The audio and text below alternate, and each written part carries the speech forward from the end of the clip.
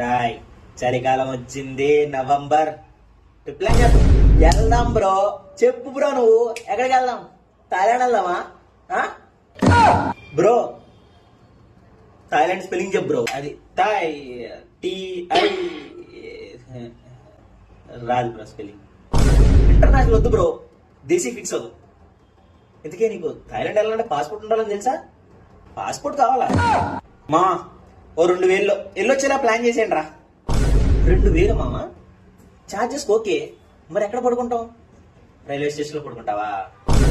మనం వెళ్తే గుళ్ళకి కాదురా, అక్కడ అన్నదానాలు కూడా చేయడు, ఫ్రీగా కొనుక్కోవాలన్నీ. మినిమం 5000 రా. అలాగైతే కష్టం రా. నువ్వు పని చేయి అయితే. నువ్వు అరే త్వరగా ఫిక్స్ చేయండి రా, నేను మళ్ళీ ఇంట్లో పర్మిషన్ అడగాలి.